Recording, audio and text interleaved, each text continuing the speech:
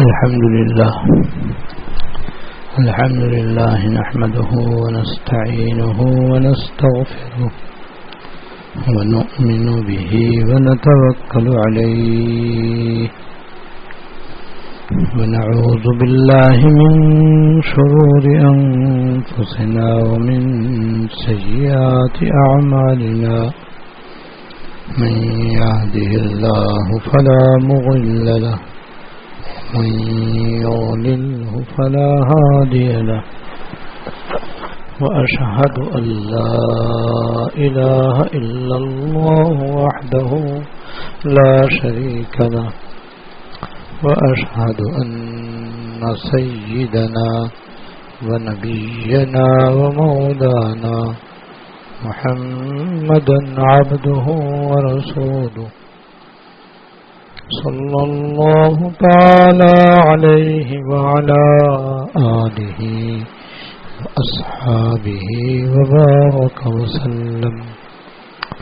وبارك وسلم تسليما كثيرا أما بعد فأعوذ بالله من الشيطان الرجيم بسم الله الرحمن الرحيم وذروا ظاهر الإثم وباطنه إن الذين يكسبون الإثم سيجزون بما كانوا يقترفون صدق الله العظيم. حکیم الامت مجدد الملت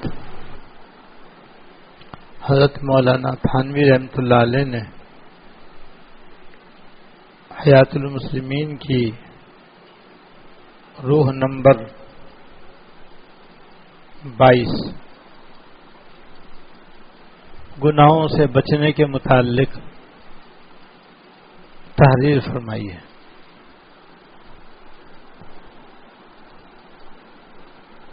آج کل اسی کی تشریح و توضیح آپ کے سامنے ہو رہی ہے.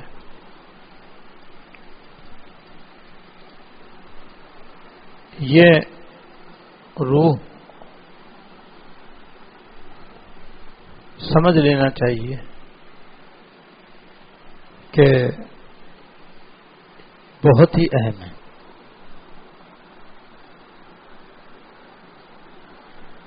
اور قرآن کریم گناہوں سے بچنے کی تاکید سے اور احادیث طیبہ اس کے بچنے سے بھری ہوئی ہیں. یہی وہ سب سے بڑا مرض ہے جو انسان کے اندر پایا جاتا ہے، اور جس کے اندر پایا جاتا ہے وہ اس کے نقصانات سے دنیا اور آخرت میں دوچار ہوتا ہے. دو چیزیں ایسی ہیں جو بالکل برحق اور اٹل ہیں، کوئی مانے یا نہ مانے، کسی کے سمجھ میں آئے یا نہ آئے. ایک نیکی اور دوسرے گناہ.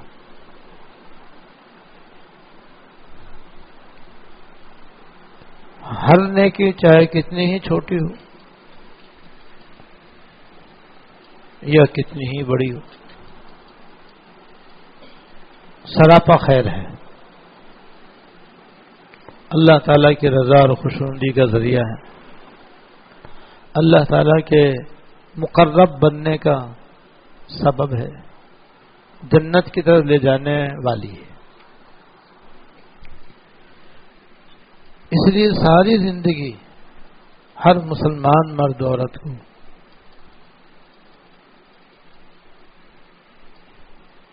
جب اور جہاں اور جس وقت کسی نیکی کرنے کا موقع مل جائے، کسی نیک کام کرنے کا موقع آ جائے، بس کر لینا چاہیے. ہرگز ہرگز یہ نہ دیکھے کہ یہ تو بہت چھوٹی سی نیکی ہے، یہ تو نہایت معمولی سی نیکی ہے، میں اسے کیا کروں، میں تو بڑی نیکی کروں گا، کوئی بڑا نیک کام ہوگا تو کروں گا۔ کسی نیکی کو معمولی سمجھ کر ہرگز نہ چھوڑے۔ جب اور جہاں جس نیکی کا موقع مل جائے کر لے، کیا پتہ وہ چھوٹی سی نیکی جو ظاہر میں چھوٹی ہے حقیقت میں بہت بڑی ہے، وہی اس کے لیے ذریعہ نجات بن جائے۔ ایک نہیں، دو نہیں، 10 20 واقعات ایسے ہیں کہ کسی نے چھوٹی سی نیکی کی، وہی اس کے لیے ذریعہ نجات بن گئی۔ ایک دو واقعے تو حدیث شریف میں بھی آتے ہیں کہ ایک آوارہ اور بدکار عورت تھی، وہ سفر کر رہی تھی، دوران سفر پیاس لگی تو وہ ایک کنویں کے پاس گئی اور اس نے اس کنویں میں سے پانی نکال کر کے پیا تو دیکھا کہ کنویں کے باہر ایک کتے کا بچہ جو ہے وہ پیاس سے تڑپ رہا ہے، پیاس سے اس کی زبان منہ سے باہر نکلی ہوئی ہے۔ اسے رحم آیا اور اس نے اپنے دوپٹے کے کونے پر اپنا جوتا باندھ کر نیچے ڈالا اور اس میں پانی بھر کر نکالا اور اس کتے کے بچے کو پلایا، کیونکہ وہاں ڈول رسی تھی نہیں، ٹیوب ویل کا زمانہ نہیں تھا۔ تو اللہ جل شانہ کو اس کا یہ عمل پسند آ گیا۔ اب کتے کے بچے کو پانی پلانا معمولی سی نیکی ہے، حج کے برابر تو نہیں ہے، عمرے کے برابر تو نہیں ہے، جہاد کے برابر تو نہیں ہے، ظاہراً تو چھوٹی سی نیکی ہے، لیکن اللہ پاک نے اس کی اس چھوٹی سی نیکی کو پسند فرمایا کہ اس نے پیاسے کتے کو پانی پلایا اور کس طرح نکال کر کے پلایا، اسی پر اللہ پاک نے اس کی بخشش فرما دی۔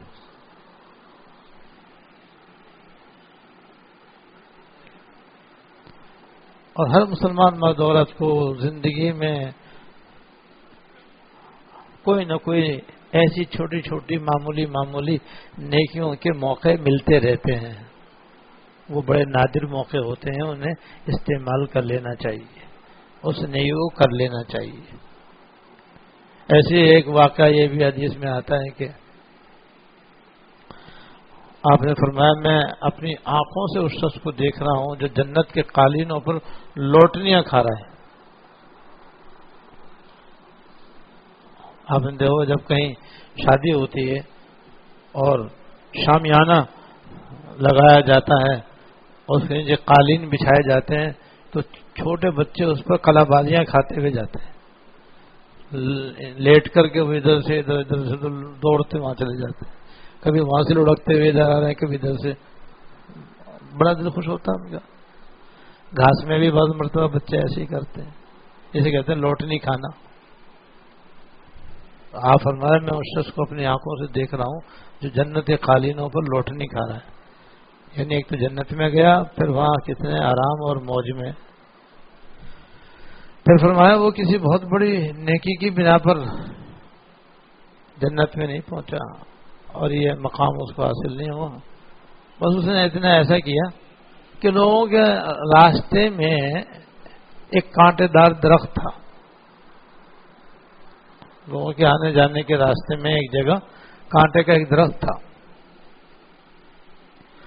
جب لوگ اس کے پاس سے جاتے تھے تو اپنے کپڑوں کو بچا بچا کے جاتے تھے کہ ایسا نہ ہو کہ دوپٹہ اس میں پھنس جائے، پھٹ جائے، کپڑا اس میں اٹک جائے اور آدمی کو پریشانی ہو جائے، تو اس سے بچ بچ کر نکلتے تھے۔ اس نے لوگوں کی یہ تکلیف دیکھی تو اس نے کلہاڑی لی اور اس درخت کو نیچے سے کاٹ دیا۔ اب جب وہ درخت کٹ گیا تو سب کو آنے جانے کی آسانی ہو گئی۔ اب کسی کو بھی وہاں پر کپڑے کے اٹکنے کا اور پھنسنے کا اور پھڑنے کا کوئی اندیشہ ہی نہ رہا. اللہ پاک کو اس کا یہ عمل ایسا پسند آیا کہ اس طرح جنت میں اس کو پہنچا دیا جہاں وہ آرام سے موج کر رہا ہے اور قلع بازیاں کھا رہا ہے. اب اس نے کوئی جہاد نہیں کیا, کوئی اس نے حج نہیں کیا, کوئی اس نے تہجد نہیں پڑھی, کوئی اس نے اشراق نہیں پڑھی, کوئی اس نے قرآن شریف ختم نہیں کیا, ایک چھوٹا سا عمل کیا لیکن اللہ تعالیٰ کے یہاں وہی اس کے لیے نجات کا باعث بن گیا. تو چھوٹی سے چھوٹی نیکی جو ہے وہ بھی جنت میں جانے کا ذریعہ بن جاتی.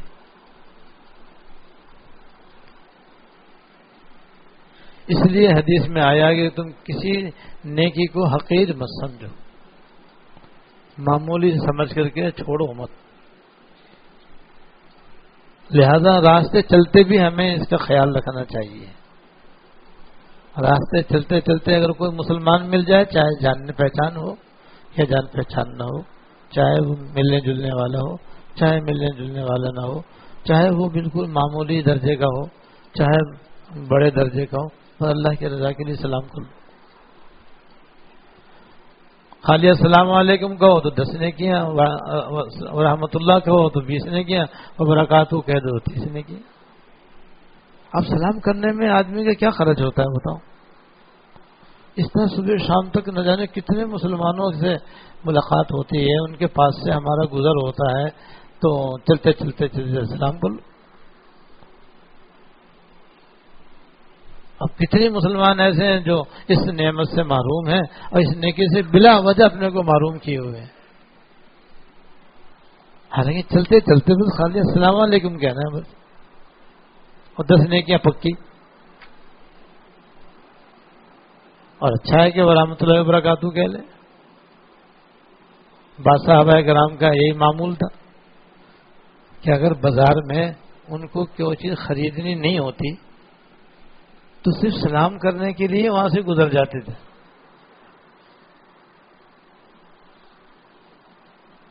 حدیث شریف کی کتاب میں ایک صحابی کا واقعہ آتا ہے. ان کے شاگرد کہتے ہیں اپنے استاد سے, کیونکہ ان کے استاد ہوتے کبھی کبھی بازار سے ہو کے جاتے تھے, تو شاگرد نے اپنے استاد سے کہا, جو صحابی تھے رضی اللہ تعالیٰ, انہوں نے کہا کہ چلو بھائی بازار سے ہو کر آتے ہیں. حضرت آپ کے جاننے کا کیا فائدہ, آپ وہاں جا کر کے نہ کوئی سودا کرتے ہیں, نہ کچھ خریدتے ہیں, نہ بیچتے ہیں. بازار تو خریدنے بیچنے کی جگہ ہے, آپ کو نہ خریدتے ہیں نہ بیچتے ہیں, اور ایسے ہی چکر لگا کے نکل جاتے ہیں, تو کیا ضرورت ہے وہاں جانے کی؟ فرمایا میں اس لیے جاتا ہوں کہ وہاں مسلمان بہت ہوتے ہیں, دکانداروں پر دکاندار بھی مسلمان ہیں, خریدار بھی مسلمان ہیں, بیچنے والے بھی مسلمان ہیں, ٹھیلے والے بھی مسلمان ہیں. میں ان سب کو سلام کرتا ہوا چلا جاتا ہوں, اور اس طرح بہت ساری نیکیاں کما لیتا ہوں. وہ اپنا دھندا کر رہے ہیں, میں اپنا دھندا کر لیتا ہوں. تو دیکھو, جن کو اللہ تعالیٰ آخرت کی سمجھ عطا فرماتے ہیں ان کا یہ کمال ہے کہ وہی بازار تو بڑی کام کی جگہ ہے, وہاں پہ لوگ اپنا کام کریں, میں اپنا کام کروں. وہ دنیا کی دولت کمائیں, میں آخرت کی نیکیاں کماؤں. اور بھائی بازار میں اگر کبھی جانا ہو تو ایک عمل اتنا ہے کہ سبحان اللہ بڑی اس کی نیکیاں, بڑا ثواب ہے کہ کوئی بازار میں جائے اور بازار میں جاتے ہوئے یہ پڑھ لے, لا الہ الا اللہ وحدہ لا شریک لہ لہ الملک و لہ الحمد یحیی و یمیت وهو حی لا يموت بیدہ الخیر وهو علی کل شیء قدیر. ایک دفعہ پڑھ لے کم سے کم, کئی دفعہ پڑھ لے تو اچھا ہے. ثواب 10 لاکھ نیکیاں ملتی ہیں, 10 لاکھ گناہ معاف ہوتے ہیں, 10 لاکھ درجے بلند ہوتے ہیں, 30 لاکھ نفع میں ملتے ہیں. کتنی چھوٹی سی نیکی, یعنی ظاہراً, حقیقت میں تو ہر نیکی بہت بڑی نیکی ہے, مگر ظاہراً یعنی ادا کرنے میں بالکل ہلکی پھلکی, نہ پیسہ خرچ, نہ کوئی جان خرچ, نہ کوئی خاص وقت خرچ, اور ثواب 30 لاکھ. دنیا کا کوئی کاروبار ایسا نہیں ہو سکتا کہ 2 منٹ میں 30 لاکھ روپے کما لے آدمی، اور یہ آدمی دن میں 30 دفعہ کما سکتا ہے، کیونکہ بازار سے تو گزرنا ہوتا ہی ہوتا ہے۔ بازار کی جگہ تو ایسی جیسے بیت الخلاء کی جگہ، جیسے بیت الخلاء میں انسان کا جانا ضروری، بازار میں بھی جانا آدمی کا ضروری ہے۔ ہر آدمی کی کوئی نہ کوئی ضرورت وابستہ ہے بازار سے۔ جن کی کاروبار ہے وہ تو بیچارے دکان کے بغیر، بازار کے بغیر رہ نہیں سکتے، اور جو کاروبار کرنے والے نہیں ہیں انہیں بھی خریدنے کی ضرورت پڑتی، خریداری کے لیے تو جانا ہی پڑتا ہے، اور جو بھی مارکیٹ جائے، جو بھی بازار میں جائے، بس جناب وہ سبحان اللہ بس یہ کلمہ پڑھ لے اور دوسروں کو سلام کرتا ہوا چلا جائے، کوئی دوسرا سلام کرتے جواب دیتا ہوا چلا جائے، گزرنے کے جو حقوق ہیں وہ ادا کرتا جائے، تو گزرنا اپنی جگہ، ہزاروں لاکھوں نیکیاں کھاتے میں مفت میں۔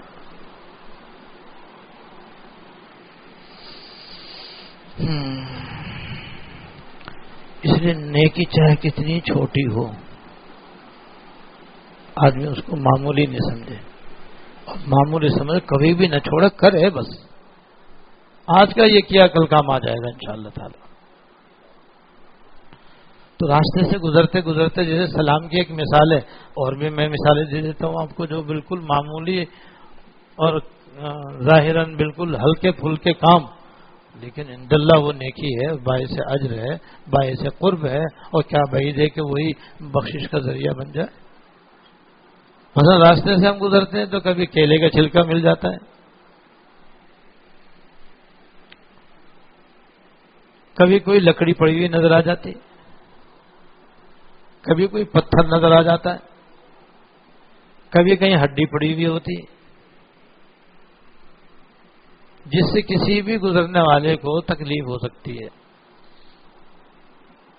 اس کو ہٹا دیں، یہ راستے کا حق ہے اور یہ نیکی ہے، اور انشاءاللہ اس کا وہی ثواب ملے گا جو درخت کاٹنے کا۔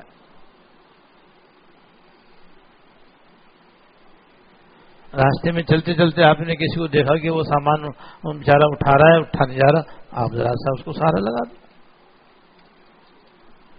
یہ بھی نیکی۔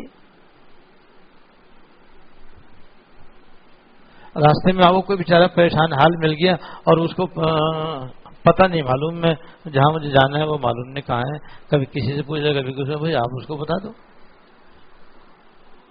یہاں تک کوئی نابینا اگر گزر رہا ہے اور وہ بیچارہ کبھی کہیں لاٹھی مار رہا، کبھی کہیں لاٹھی مار رہا، بھائی آپ پکڑ کے اسے گھر پہنچا دو۔ یہ ہیں جو چلنے کے راستے میں یہ نیکیاں ایسی ہیں کہ یہ نیکیاں بھی ہیں تو ظاہراً معمولی، لیکن یہ بھائی بہت اونچی نیکیاں ہیں۔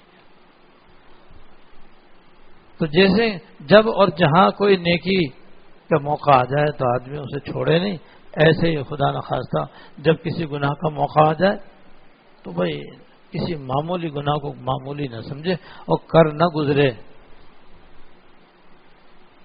یہ نہ سوچے کہ بھئی یہ تو چھوٹا گناہ ہے ایسے تو کر لو، بڑے گناہ سے بچیں گے، نہیں، ہر گناہ چاہے چھوٹا ہو وہ ہمارے اعتبار سے چھوٹا ہے،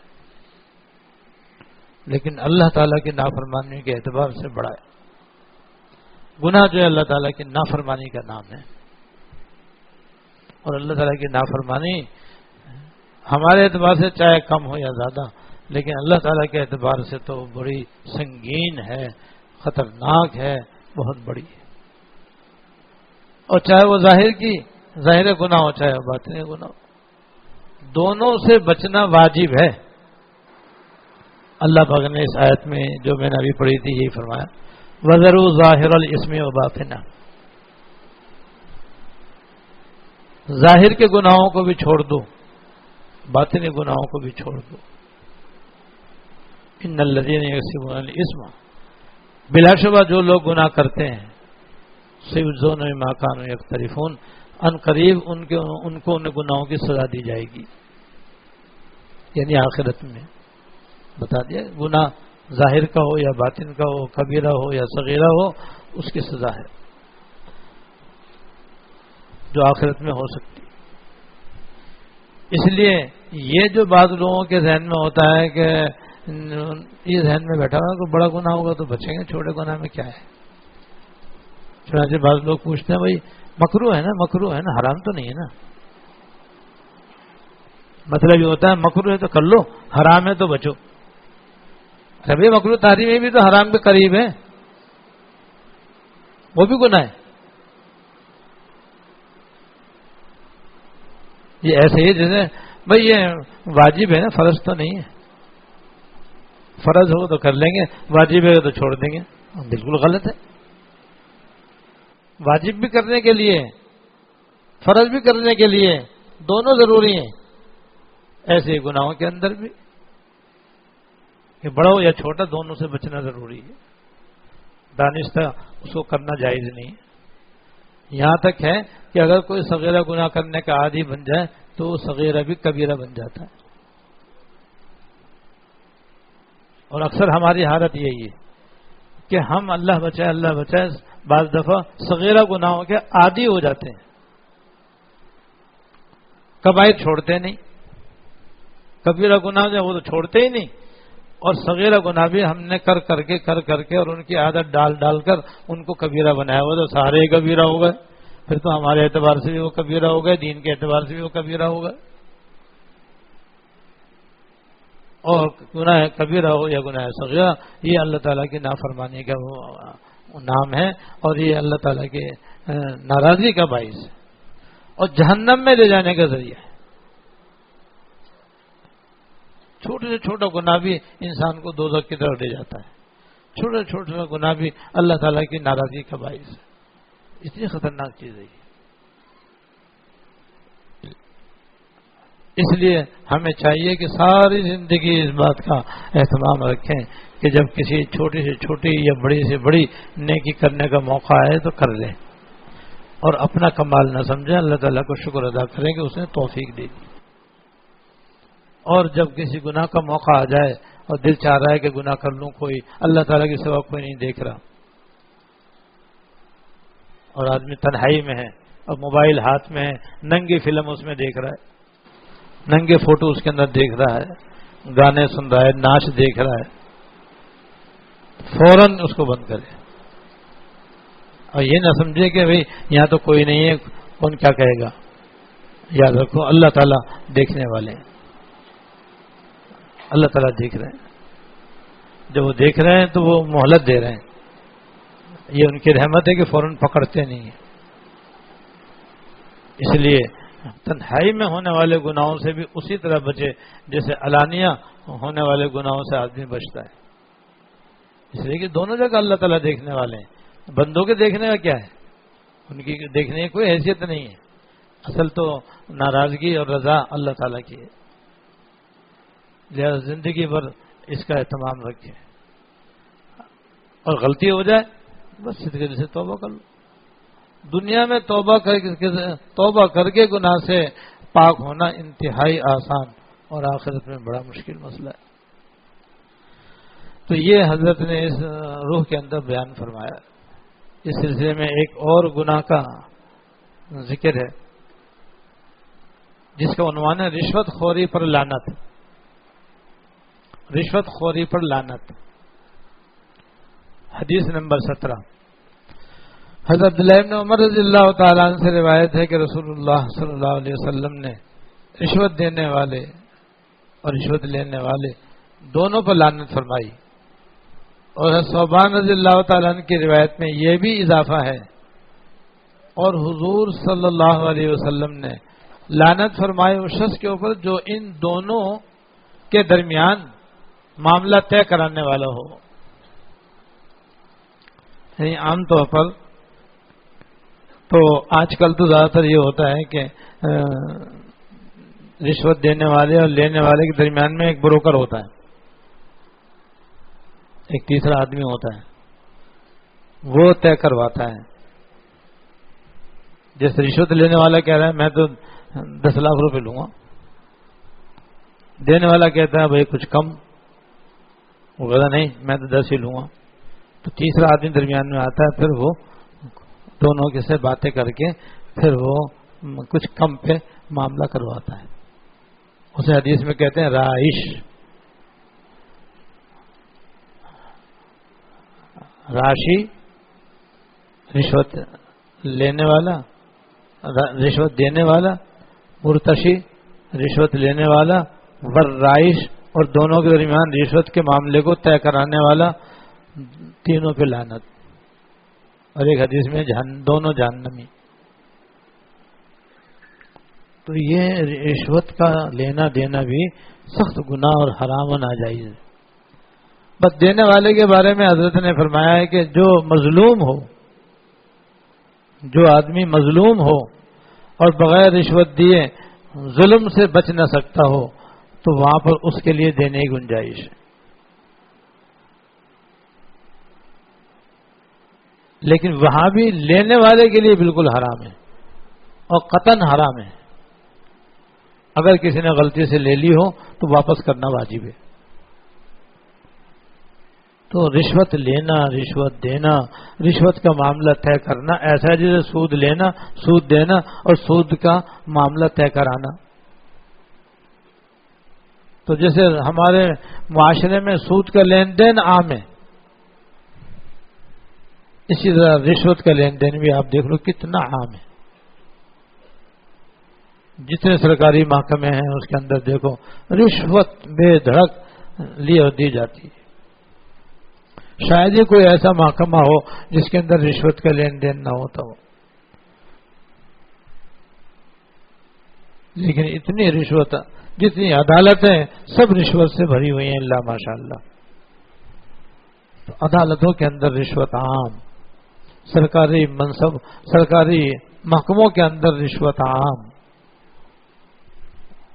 اور دن رات کیا کہتے ہیں رشوت دے دو تو غیر قانونی کام بھی صحیح، الیاذ باللہ، اور رشوت نہ دو تو قانون کے مطابق کام بھی نہیں ہو سکتا.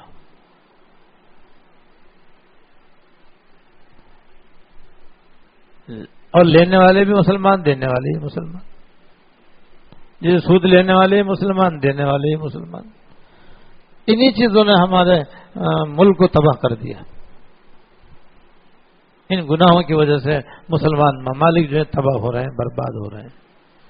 یہ چیزیں اتنی عام ہیں محکموں کے اندر، الامان والحفیظ، نیچے سے لے کر اوپر تک تمام شعبوں کے اندر کرپشن،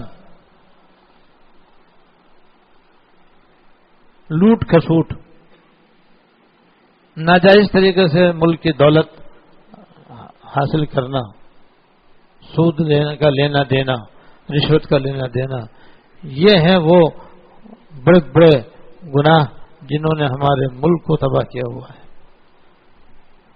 اور ہمارا دشمن ہم پر مسلط ہے. یہ ہمارے مسلمان ملکوں کی حکومتیں مسلمانوں کی نام کی ہیں، یہ حقیقت میں کافر ان کے اوپر مسلط ہے، وہ حکومت کر رہے ہیں. اصل میں ان کافروں نے پہلے تو خود حکومت کر کے دیکھی تو وہ تباہ ہو گئے. تب انہوں نے طریقہ بدل دیا کہ وہ مسلمان نام کے آدمیوں کو حکومت میں رکھتے ہیں اور حکومت ان کی ہوتی ہے، جیسے وہ کہتے ہیں ویسے ہوتا ہے. آج کل کی مسلمان حکومتوں کی حقیقت یہ ہے الا ماشاء اللہ کہ ظاہراً تو حکمران مسلمان ہیں لیکن ان کی گردن جو ہے نا وہ کافروں کے ہاتھ میں ہے. جدھر چاہیں وہ موڑ دیں، بس ان کو ادھر ہی مڑنا پڑتا ہے، ہاتھ باندھ کے یوں کھڑے رہتے ہیں، بس وہ جی حضور کرنا پڑتا ہے ان کو. تو یہ کافر کیوں مسلط ہو گئے؟ ہمارے ان کرتوتوں کی وجہ سے، ہمارے ان کبائر کی وجہ سے، ہمارے ان مظالم کی وجہ سے، اور ہمارے ان حرام و ناجائز کاموں کے عادی بننے کی وجہ سے آج ہمارا مسلم معاشرہ جو ہے وہ کبائر میں ڈوبا ہوا ہے. جتنے بھی کبیرہ گناہ ہیں بس وہ سارے کے سارے عام، اور مسلمان خواتین و حضرات اس کے اندر مبتلا. تو جب گناہ میں مبتلا ہوں گے تو آخر وبال تو آئے گا نا بھائی. جب ہم پیٹرول چھڑک کر کے آگ لگائیں گے تو آگ لگے گی نہیں لگے گی یا وہاں برف بنے گی؟ تو رات دن تو ہم گناہوں کے اندر مبتلا ہیں، چھوڑنے کے لیے تیار نہیں ہوتے. تو پھر جیسے ہم اعمالکم معلوم، جیسے تمہارے اعمال ویسے تمہارے حکمران. آج ہم سب توبہ کر لیں اور کم از کم 50% مسلمان بھی نمازی بن جائیں، ایک دم کیا کہتے ہیں کایا پلٹ جائے گی انشاءاللہ تعالی. یہ ارشاد حضرت مولانا محمد یوسف دہلوی رحمۃ اللہ علیہ کا جو دوسرے امیر تھے تبلیغی جماعت کے، حضرت مولانا اجاز صاحب رحمۃ اللہ علیہ کے صاحبزادے حضرت مولانا محمد یوسف صاحب رحمۃ اللہ علیہ، وہ اپنے بیان میں فرمایا کرتے تھے کہ تم مجھے اس بات کی ضمانت دے دو کہ 50% کم از کم مسلمان نمازی ہو جائیں، خود بخود حکومت نیک لوگوں کی آ جائے گی، ملک میں خود بخود امن و امان قائم ہو جائے گا، ظلم و ستم کا دور ختم ہو جائے گا، سکون ہی سکون، چین ہی چین، آرام ہی آرام، راحت ہی راحت ہو جائے گی. اب وہ تو حکومت کی بات کر رہے ہیں، ہم اپنے گھر کی بات کر لیں. ہمارے گھر میں ہماری حکومت ہے، اور جس کی شادی نہیں ہے اس کی اپنے جسم پر حکومت ہے.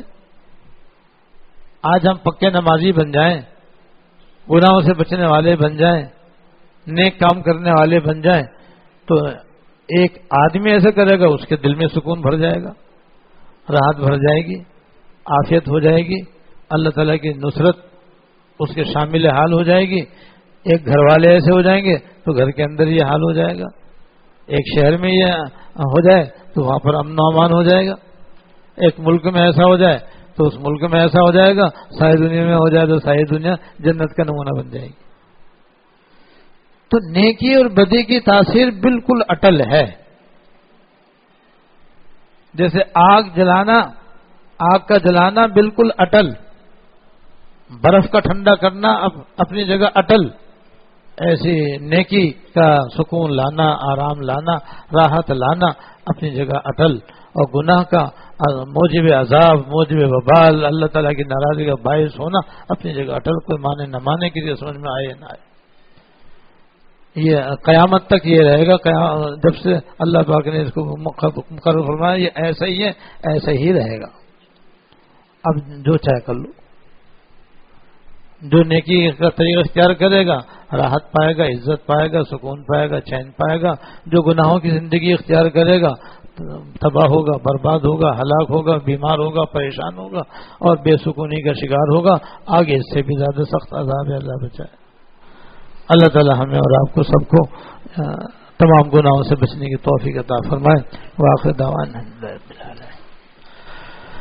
اللهم لك الحمد لا نحصي ثناء عليك أنت كما أثنيت على نفسك.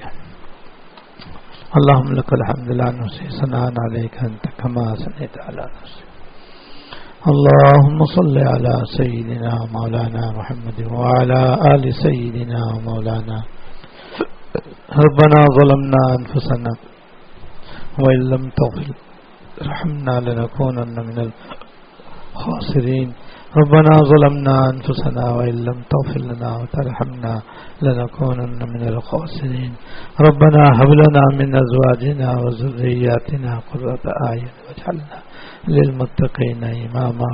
اللهم اغفر لنا وارحمنا وعافنا واعف عنا یا ارحم الراحمین یا رب العالمین یا حی یا قیوم یا ذی الجلال والاکرام. تا زندگی ہمیں نیک کاموں کی توفیق عطا فرما. تا زندگی یا اللہ ظاہراً بھی باطناً بھی اعمال صالحہ کی توفیق عطا فرما. اپنی یاد عطا فرما، اپنے ذکر کی توفیق عطا فرما، ہر چھوٹی بڑی نیکی کرنے کی توفیق عطا فرما. یا اللہ ہمیشہ ظاہر اور باطن گناہوں سے بچنے کی توفیق عطا فرما. گناہوں سے ہم کو سچی نفرت عطا فرما اور آئندہ بچنے کی توفیق عطا فرما. اور جو گناہ ہو گئے ہیں اپنی رحمت سے ہمیشہ ہم سے توبہ کی توفیق عطا فرما. توبہ کی توفیق عطا فرما. دنیا اور آخرت کی ہر خیر عطا فرما، ہر شر سے پناہ عطا فرما.